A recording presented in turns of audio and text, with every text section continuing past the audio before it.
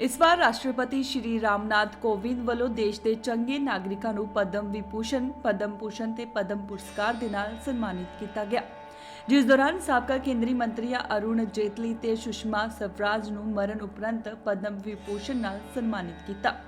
राष्ट्रपति रामनाथ कोविंद ने अरुण जेटली की पत्नी संगीता जेटली ते सुषमा स्वराज की धी बंसुरी स्वराज ਨੂੰ ਇਹ पुरस्कार दिता। इस मौके ओलंपीयन बैडमिंटन खिडाਰਨ पीवी सिंधु ਨੂੰ पद्म भूषण ਨਾਲ सन्मानित किया। ਉੱਘੇ शास्त्री गायक पंडित चन्नू लाल मिश्रा ਨੂੰ 2020 ਲਈ पद्म विभूषण पुरस्कार ਨਾਲ सन्मानित किया गया। इस मौके प्रधानमंत्री नरेंद्र मोदी ते केंद्रीय गृह मंत्री अमित शाह भी हाजिर रहे। राष्ट्रपति रामनाथ कोविंद ने ਵੱਖ-ਵੱਖ ਖੇਤਰਾਂ ਵਿੱਚ शानदार ਕੰਮ ਕਰਨ ਵਾਲੇ 141 ਲੋਕਾਂ ਨੂੰ ਸਾਲ 2020 ਦੇ ਪਦਮ ਐਵਾਰਡਾਂ ਨਾਲ ਸਨਮਾਨਿਤ ਕੀਤਾ। पद्म एवॉर्ड विच सब तो वड्डे पद्म विभूषण 7 लोगों को, पद्म भूषण 16 लोगों को ते पद्म श्री एवॉर्ड 118 लोगों को प्रदान किया।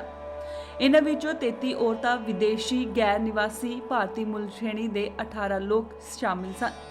इन्हां तो इलावा 12 लोगों को मरण तो बाद यह सन्मान दिता गया। पद्म एवॉर्डां का ऐलान हर साल गणतंत्र दिवस मौके किया जाता है। राष्ट्रपति मार्च अप्रैल विच यह अवार्ड प्रदान करते हैं, पर कोरोना के चलदे इस बार यह अवार्ड नहीं दिते जा सके। 8 नवंबर को करनाटक के हरेकला हजबा ਨੂੰ केंद्र सरकार ਵੱਲੋਂ भारत के चौथे सब तो वड्डे नागरिक सन्मान पद्म श्री ਨਾਲ सन्मानित किया गया। राष्ट्रपति रामनाथ कोविंद ने दिल्ली के राष्ट्रपति भवन विच हरकेला हजबा ਨੂੰ पद्म श्री पुरस्कार के नाल सन्मानित किया। दस दें कि हरकेला हजबा करनाटक के मंगलोर शहर विच एक संतरा बेचण वाला है। उसकी उम्र 65 साल है। पिंड विच स्कूल ना होने कारण हजबा पढ़ नहीं सकिया, पर पढ़ाई प्रति उसकी लगन अजिही सी कि हुण ओह पढ़े लिखे लोगों लिए भी मिसाल बन के उभरे।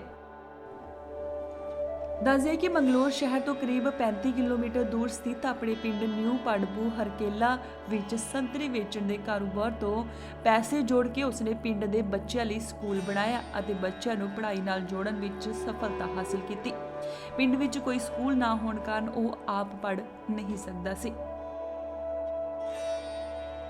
ब्यूरो रिपोर्ट, इंडोज टीवी, आस्ट्रेलिया।